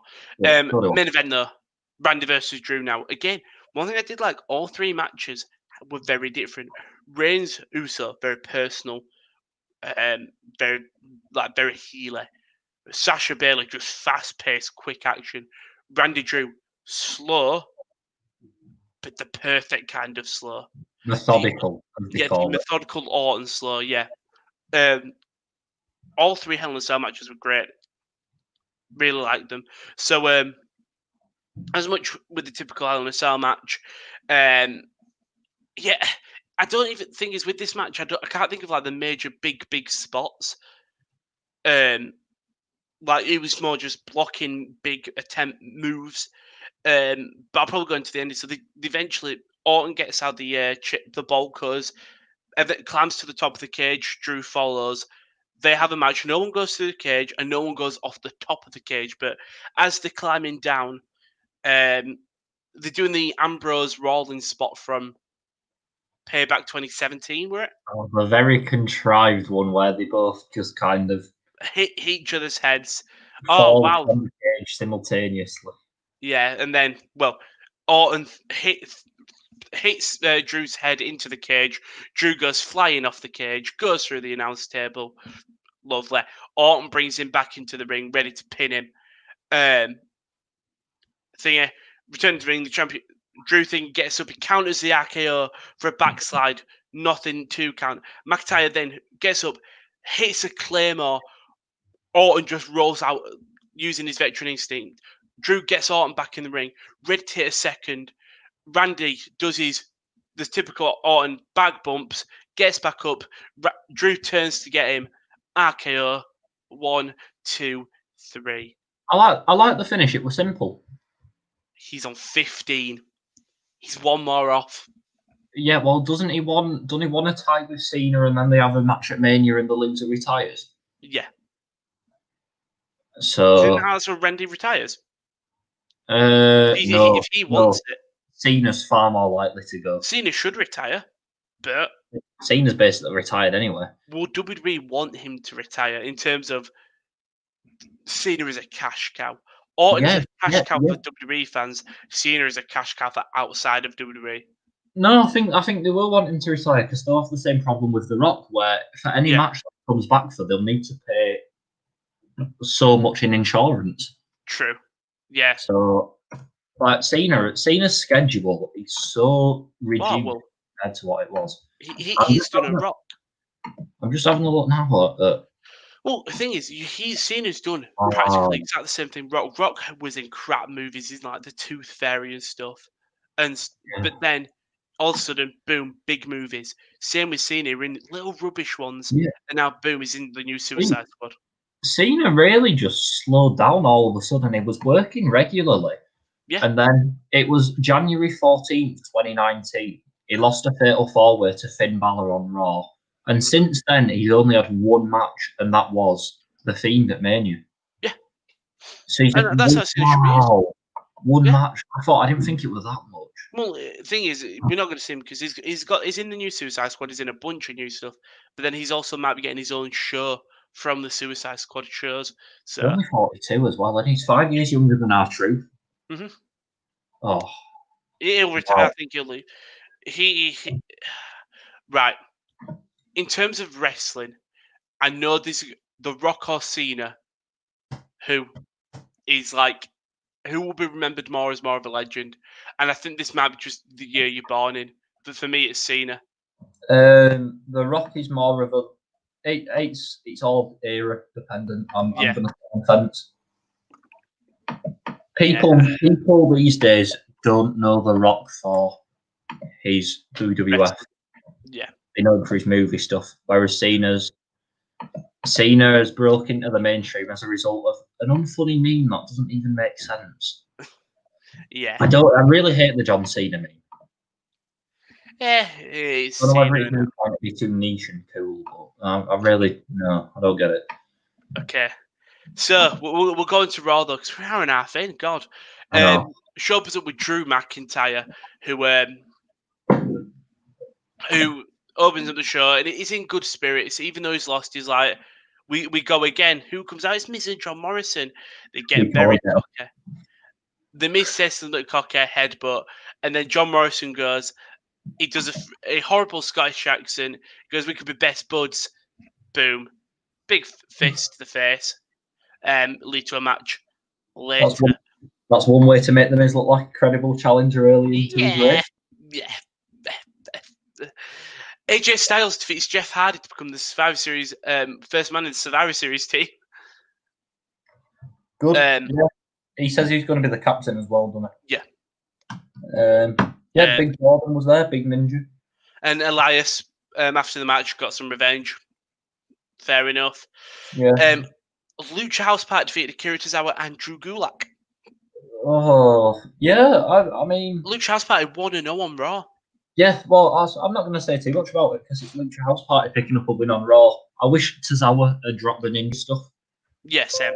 It is absolute nonsense. Yeah. Hot notifications coming in. About to say, popular man. Yeah. Well, it's because it's Cultaholic News and a Wrestle Talk news video both went up at 1. Ah, right. Yeah, it was a segment that happened. They all did loads of roll-ups afterwards. Yeah. Are you allowed to actually hit moves in the 24/7 division? I don't know. I genuinely don't have a clue anymore. Do you remember when it was actually there was actually not a division, but like when Pat Patterson and Kelly Kelly won it? Mm-hmm. And all them people who present like real sports. Yeah. That massive basketball player before Raw who looked like he could barely move. I can't remember his name. Yeah. Keith Lee defeats Elias. Again, Jeff Hardy gets revenge. Jeff Hardy gets revenge. There was another segment. The New Day and Asuka look ahead to Survivor Series. I love this. So the New Day are backstage, dressed up as Street Profits. They're taking the mick out of them. And then they say, oh, yeah, they'll be the New Day versus Street Profits at Survivor Series. Sorry, I just replied to a message. New Day versus Street Profits at Survivor Series. And it just consists of Xavier being over the top, La Montez, and Kofi Kingston just saying the word fam. Yeah, the entire promo. I don't associate Dawkins' main things with being sleepy. And I know he says fam a lot, but the people's main criticism of Dawkins is that he doesn't actually cut a promo. He just goes, yeah. Yeah, well, I think that's what they were doing, really taking the piss out of him. Yeah, I mean, I did like the sleepy Dawkins stuff. I've never really noticed that before. No, same. And it was good. Then Alice said Asuka comes from like the backstage, and she just starts talking in Japanese, and then she goes a bit in English, and then Kofi goes, "Yeah, you're right. It's going to be our Raw Women's Champion Asuka versus Sasha Banks," and then they say, and also Drew McIntyre is taking on, not Drew McIntyre, Randy Orton is taking on the Tribal Chief Roman Reigns. The Hurt Business come along. I was going to say, I don't know if this was intentional. But do you think that they had the New Day sort of pointing to the TV screen showing the matches? Because I thought that was weird. And then I remembered that's how the Street Profits debuted, as being the Raw Hype Men.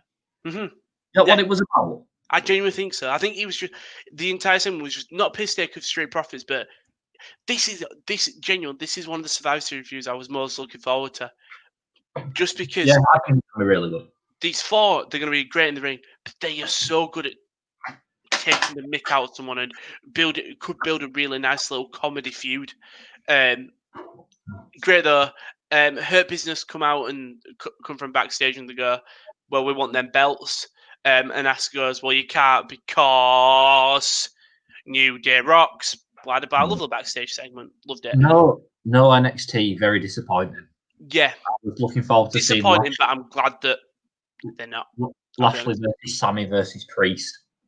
That would have been, and also Shirai, Asuka, Sasha. Getting here Shirai next. Have you seen WWE on Fox tweeted a picture of they said it's Survivor Series season and put a picture of Bobby Lashley's sisters and Sami Zayn? Yeah. I like stuff like that because callback. Yeah, but it's a callback to something. Whether it's good or bad, they do it because that angle was shameful. Okay. The Hurt Business defeat Retribution via disqualification. So, Slapjack. Okay. Slapjack eliminates MVP because Reckoning goes in the ring and pretends that she has got. I don't know. All right, yeah. Something's What, wrong with her. what was this? I've been meaning to say this all podcast. So, What? I was so confused. Slapjack and MVP are in the ring. Reckoning Mia Yim goes in the ring and starts rolling around, starts scratching like she's took heroin. I Who's can't say Mia that. Yim? I only Yeah, know who Reckoning is. Mia Yim. So she's there itching. She's rolling around. The referee's very confused. Slapjack uses that, gets a roll up on MVP. She's still rolling around and stuff. Yeah, was Yeah, she? great. Was she Oh, itchy? I didn't get it because she was itching. even when Slapjack got the pin Yeah. or whatever it was, she was still itching. Yeah, that's the thing. She was still itching. It went to things. She was still itching. We come back from the break. She's still itching, and then she just stops, starts laughing, and the referee goes, "Get out!" Like Oh, it was was. so It was a strange. distraction ploy. It was just the strangest distraction ploy I think we've ever seen. Yeah, It's so weird. I was so confused. So weird. Yeah, yeah. Moving on. Yeah. Then what's it called? T-Bar and Lashley get distracted with each other. They just so Slapjack gets eliminated, I think, and then T-Bar and Lashley just brawl Double count. outside, double count out. Then he left Mace. Shelton Benjamin eliminates Mace after a lovely double finish, which I liked. I like that it took two people to take out Mace. If you take in minor positives. Left Ali versus Benjamin Alexander. Ali just hits him with a chair. Ali goes to run out. Lashley and MVP come out of the ramp. Mustafa Ali just runs away looking very weak. Yeah, he just cowered away. Yeah, yeah. Um, No and hacky then, as well. and then, what did the backstage promo say? Did it? What did they say? They went, "We don't care about wins and losses songs. We cause chaos." Oh wow, great chaos. That's the reason for me to never care. Yeah, Because they great don't care. chaos. Why do I care? No, Do you think they're ever going to pick up a win? Where do they go? I don't know. That's the thing. I thought we were going to get Team Hurt Business versus Team Retribution, 5-on-5 Survivor Series, and then that'd be the end of Retribution. It's not happened like that. No, And so, where does Ali do Retribution disband and everyone unmasks and just acts like it never happened? So I was watching the pictures video, and one of them was that they lose at a thingy, and they go, "We quit. We're done. We leave. We're not being part of this Raw brand at the thingy." NXT signs them off. They unmask them all. They give them their old names, and they run NXT. Oh no! I genuinely think though, if you take away their masks, take away their names, and still call them Dijakovic, Shane Thorne, Dio Madden, Mia Yim, Mustafa Ali, and say, we have been let down by this company, and still have the whole retribution thing of, we have been let down by this company. We should be higher than we are. Do you know what I mean? No, I'm really no, because you can't say you should be higher than you are when you're 0-4. No, I mean in terms of like, do you know, like the whole retribution thing now is that they've had moments, stuff taken away from them. Yeah, That's what I meant. also, that's not what NXT is. NXT shouldn't be run by one naff. Shouldn't be run by a crap faction. It did work on Raw. But they were crap. That's why if they go to NXT, they can improve. You know what I mean? But they've still got that main roster stench. True. No, So it's does like Finn, in fairness. they should just 1 week, like they do with Raw Underground, just unmask them all, give them the normal names back, and act like it never happened. Because everyone can recover from this. Ali is the one that I feel for. Yeah. I don't know how Ali comes back. No, Seb. I feel so sorry for him because he's trying to make something work. Clearly. Yeah, and he's trying. He's still trying on social media. Yeah. They're giving it the best, but it's going to be hard. McIntyre defeats The Miz. Well done. Easy money in the bank. Just have a screwy finish. I know you want Drew to get a win. I understand that. I'm not against that. I just think just do a screwy finish. Just don't book the match. No, but I mean, if the match is already booked, just do a screwy finish. Yeah, if you're gonna do it, but don't book it. Don't book it. Yeah. After the match, McIntyre spells with Matthew McConaughey. who Who's was that? on the Thunderdome. Is this where you were about to tell me you don't know who Matthew McConaughey is? Yeah, who that? Oh my god, really? Yeah. Really?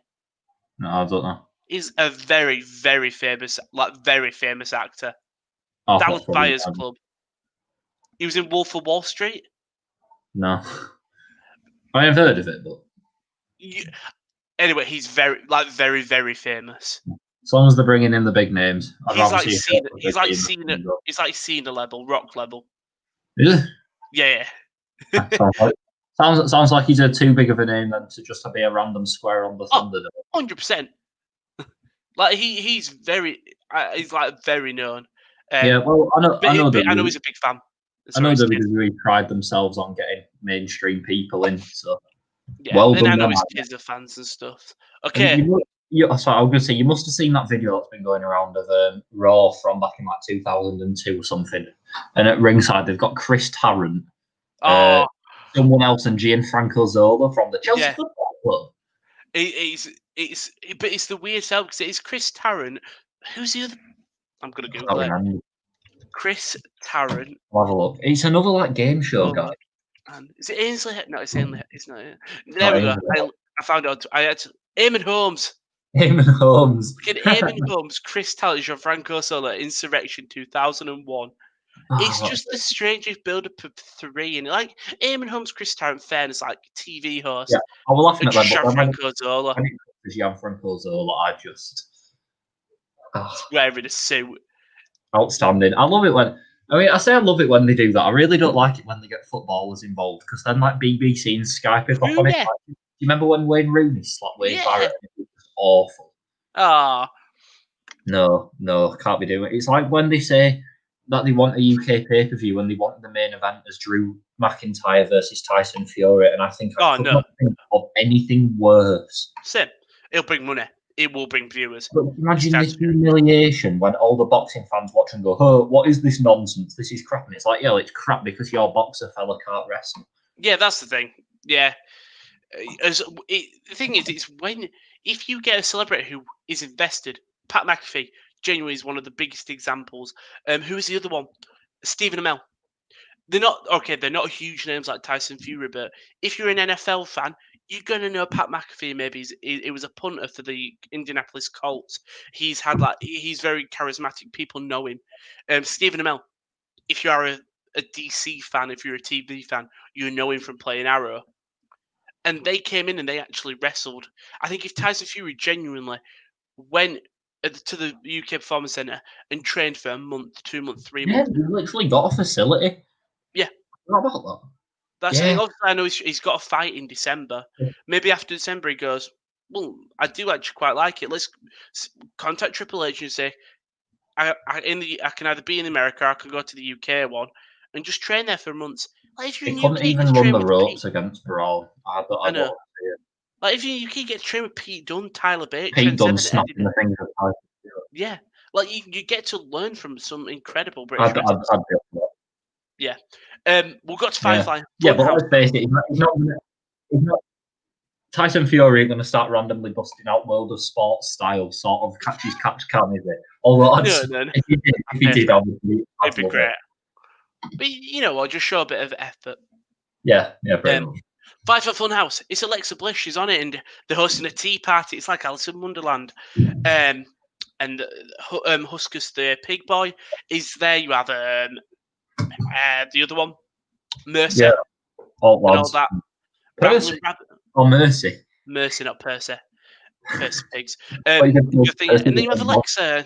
Alexa rambling back, and Alexa's made him a drink, and she goes, "There's a touch of cinnamon, a sprinkle of love, and a special little ingredient." And Rambling Rabbit tastes and goes, "Oh, this is lovely. Come on, Alexa." She goes, "No." It's like, "Tell me, Alexa." And she goes, "Arsenic," all in this happy, lovely, jovial voice. And Rambling Rabbit goes back and he's just spewing. His thing's all orange. It's amazing. Alexa's just laughing her head off. Then Bray comes along and goes, "See, this is what happens. You come here to where dreams become nightmares, or your nightmares become dreams and stuff like that." And he goes, "And that's what happens when you let him in." and then he puts the heel hand over Alexa, moves it away, and Alexa's red contacts. Lovely, like it. And then all of a sudden, it just switches back to all this happy stuff. Just really nice little Firefly Yeah, Funhouse. the Alexa stuff it's someone's missing the mark for me, but I realise that's personal choice. Yeah, It's not for me, but it is really good work. Yeah, well, for me, Alexa, I think we already knew she was going to be perfect in this role. The way the whole we've seen it before, like with the in original NXT, the Fairy Wings and stuff. We know she's a big fan of Disney. If you've really watched anything on outside of main like TV, like YouTube and stuff like that, so she was always going to be perfect for this. Really like the pairing with Bray and her bounce off each other actually quite well. Same with the heel, the Fiend, and Alexa's character. We'll come onto it later, but really liked it. Really liked it. Um, Lana wins a fatal four-way to join Team Raw. So I know you said you want to talk about it. So Adam Pearce and Pat Buck come out and say they were just announced the name of the four members of Raw SmackDown Women's Survivor Series team, and it's Nia Jackson, Shayna Baszler, Dana Brooke, and Mandy Rose. And then they go, and we're going to have a fatal forward to fight the fifth position. And it goes Lana, Lacey Evans, Peyton Royce, and Nikki Cross. Really good selection. Like Peyton Royce, Royce gets on this Raw team, can come up against Billy on SmackDown, stuff like that. That is absolutely the problem. Why have all blokes go through qualifying and then here? It's all right. All right. Women's tag champs, understandable. The champions, no issue. Mandy Rose and Dana Brooke. Yeah. What? That's what really? I don't understand. Why did them two get a thing and then these four women have to qualify? I'm gonna say they've won about 2 matches. Thing is, I wouldn't be opposed if Dana and Mandy both qualified in their own qualifiers. Fair enough, they've done it legitimately. Fine. And they can still do the tag team thing, but yeah. But why? Yeah, Lana's just been number one contender, so in theory, in the power rankings, she might be there. Peyton Royce, all right, yeah, she ain't got much going, but she certainly ain't below Mandy Rose or Dana Brooke. Nikki Cross has challenged Bayley for the title about 4 times this year, and I consider Lacey Evans to be quite high up in stature. Yeah. I mean, she's had quite a lot of title opportunities. They should have been in the Nikki Cross definitely should have been. There was one person I saw in this qualifier that I was like, I can't believe that. Natalia. For once, she's not there. She got transferred. Did she get? No, she's on Raw. Her and Lana are on Raw, right? Is she? Oh, for God's sake, does that mean she's going to be in the team? Oh, for God's sake. When I saw that she weren't in, I was so happy. I was like, finally, for once, we're not going to get Natalia in a Survivor Series match. Natalia's good. She'll be on Team. She's the most Team SmackDown because she's just a safe pair of hands. True, I know, but then you look at everyone in this Fatal 4-Way. You think Peyton Royce, okay? Look at the names in this Fatal 4-Way. Well, at least you look at Lana and think, oh, she ain't going to win, is she? No. So of course, Lana swoops and gets the win, and then get put through a table. Yeah. Vince McMahon definitely finds it hilarious. He does. The thing is, everyone else, apart from Lana, makes sense. Peyton could possibly go up against Billy. Nikki was on SmackDown for ages. She goes up against Von Brad. Same with Lacey. I know Lana has been on Raw consistently. Don't think she's really picked up wins. Well, she has. Yeah. I know it's not canon, and I know it doesn't matter, but I think in the eyes of WWE, there is no interest in seeing Peyton versus Billy. Like, oh, they're going to clash. What's going to happen? Because they faced each other on main event 2 weeks ago. I know. So it's like when the Riot Squad were apart, and then they used to face off in a battle royal, and they'd go, "Oh my, look who it is! They used to be the Riot Squad," and it's like they were such a crap act for about a year. Stop digging it up. Yeah. Oh, anyway, your Raw Women's team is Nia Jax, Shayna Baszler, Dana Brooke, Mandy Rose, and Lana. Yeah. We'll come see what SmackDown do. We had another Survivor Series qualifying a qualification match. It's Sheamus who beat Matt Riddle. Very surprised with this one. Surprised. Yeah. I was expecting one bro kick. Matt Riddle doesn't win a lot, does he? No. He's just bro. He's bro guy who gets beat. Mm-hmm. I was really surprised. I thought if anyone's going to... I was thinking Sheamus was still going to be in the team. I was thinking Riddle wins, Sheamus gets annoyed, and he interferes in another qualifying match and worms his way in somehow. Yeah. No, I was just expecting. Well, I say I was Yes, expecting Riddle to win. I don't know because he's not been booked particularly strong. I don't know what reason. Apart from beating AJ Styles on the opening night, I've been given no reason to think Matt Riddle's actually that good. no. So If you I didn't guess, watch NXT, yeah, that's just his place at the moment. it's mental. Enhancement guy for the young up Oh, and coming. That's his shit. also, I've got to ask you, Firefly Funhouse, what do you think it meant on Bray's hat? It said 19-10, I think. Isn't it? Yeah, so he had he was wearing the Mad Hatter outfit and stuff, but in his hat, I'm just loading it up currently now. In his hat, he had something like a piece of card that said 19 dash. I think it was either 19-10 or 19-20. Right. 19. There we go. 19-11, which would meant the 19th of November. Ain't that when Survivor Series is? No, 19th of November is a Thursday. Oh, But then I was thinking, WWE do it, America do it the other way around, so would it be 11th of the 19th? But that doesn't mean that anything. makes sense. I don't know what it's definitely a tease, 100%. Because a Bray Wyatt thing is always a tease. Yeah, but it's 1911-11. I don't know what that means. No, I don't even. I didn't know that. But the main event, it was a moment of bliss with Randy Orton. Randy Orton throughout the night. Everyone, they've always been asking Randy, "Will you not?" It seems like they're threatening you, and he goes, "No, not phased, not phased." Goes on the show, and Alexa asks some question, and Randy just goes, "Well, what does he say?" He says something like, "Well, I know that thing." I Yeah, know. I know he's near, so just tell us. yeah, just let I us love, know. I love it. I love it when wrestlers actually use their brain, engage brain. Yeah, They don't just sit and go, "Oh, well, I'll sit here for the talk show segment yeah. and just be a That's big the thing, silly because idiot." Alexa starts asking normal questions, Randy reply, and then she starts talking about feed, and he just goes, "Let us know if he's here." Yeah, just I And know he's here. Alexa, Tell us where he is. and then as soon as that Alexa starts smiling, Drew McIntyre has been warning Randy that he will come and interfere. Drew McIntyre comes out and attacks Randy. They're attacking each other in the ring. Alexa is amazing in this. This Just is where it laugh. went downhill for me. Oh yeah, but you can't deny that Alexa sat on the rope laughing while Yeah, these two battle. That was really like that. Um, I, I Randy don't is. I don't like that Drew McIntyre fighting babyface is having a scrap with the guy beating fair and square. No, I don't like that as well, but I Not don't know. character. I think you want to keep Drew in the main event area, so I suppose you can't shit on it a little bit, I won't. you know. I know. No, I won't. I won't do it that way though. And then obviously the Fiend rocks up. Well, yeah. So while Alexa's laughing, Randy does leave. Drew's in the ring, um, and then the Fiend's music hits.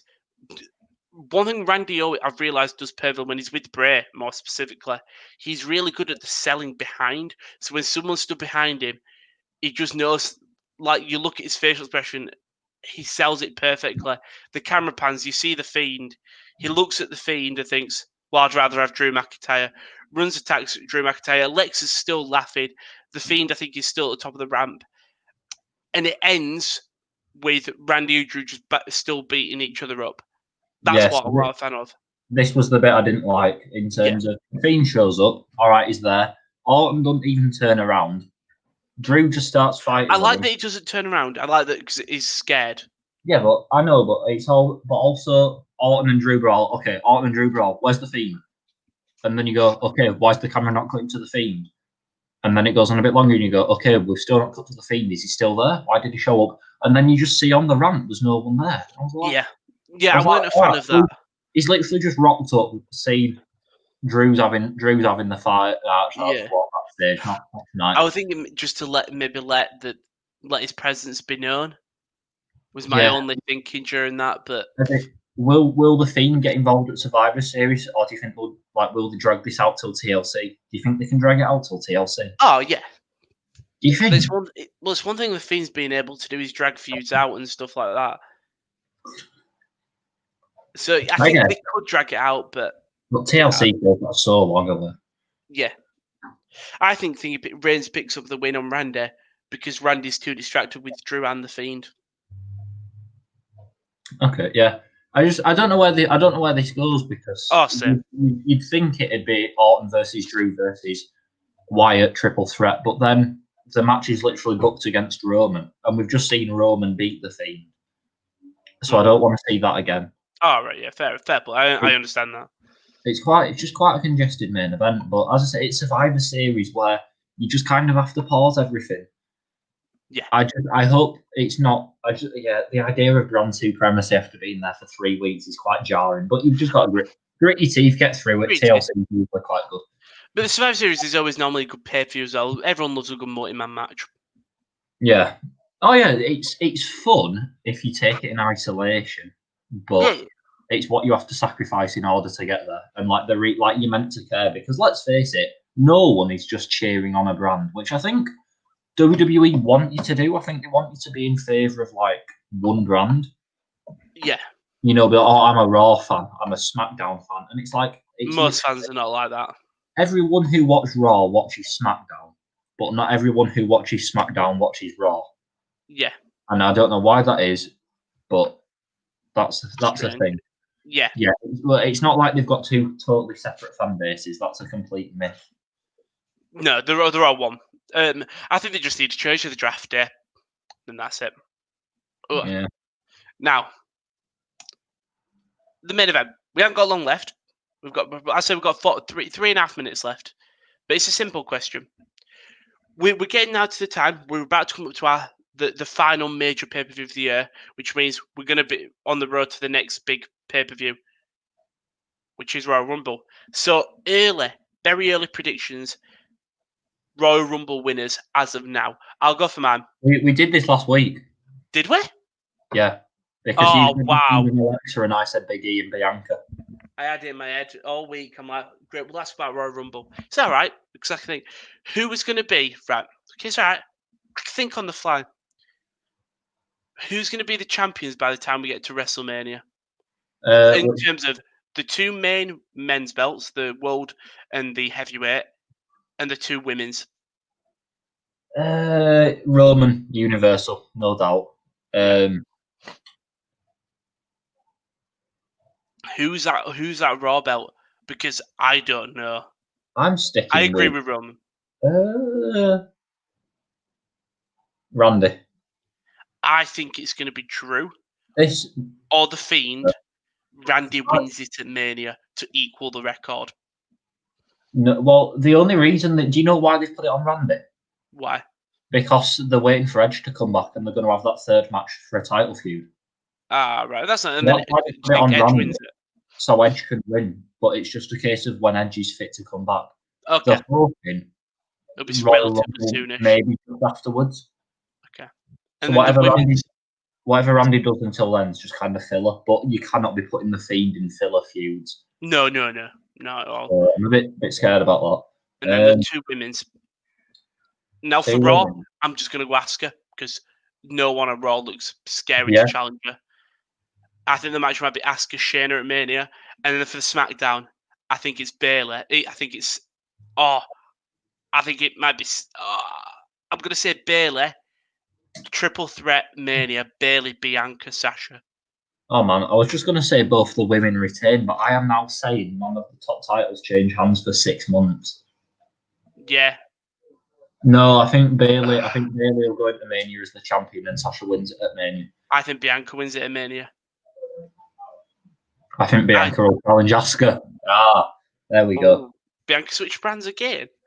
Royal Rumble winners can challenge either champion. They can, yeah. Charlotte and Rhea. Yeah. Okay, I can give you that. See, this is what you come up with a fly. You get some good predictions. But thank you, everyone that's joined us today. Don't forget to like and subscribe. We're at episode 38. We're not far off 52. Very close there. But that's not it for the channel. Tonight, it's Champions League around, I think, 7:45. We go live for the Champions League goal show. We'll have every single game, all the updates for you there. Same with on Wednesday. And then on Thursday, we've got a Europa League stream. I don't know what game it is. I can't confirm that for you. It may be Leverkusen. I've just seen an interesting point that I'd like to bring up. Go on. Out of the 4 Survivor Series matches at the moment, none of them are face versus heel. Um, New Day Street Profits face v Face. face. Asuka and Sasha face face. Roman Randy heel. Lashley Sami Zayn heel. Oh wow. So that's the traditional wrestling match structure out of the window. Well, we'll wait and see. We'll wait and see who's champs. But I'm guessing, yeah, you'll be correct there. With everyone will still be the same champs. But yeah. So tonight, Champions League stream. Wednesday, Champions League stream. Thursday, Europa League stream, and then this Saturday, Manchester United, I think, stream. There'll be a football stream this weekend with Josh, and then on Sunday I'll be back with an F1 stream. But thank you very much for joining me, Simon. It was a longer episode today. Yeah, we have gone long. We have. Thank you. We'll see you next week for whatever happens next with Retribution. Feel so sorry for him. Bye bye.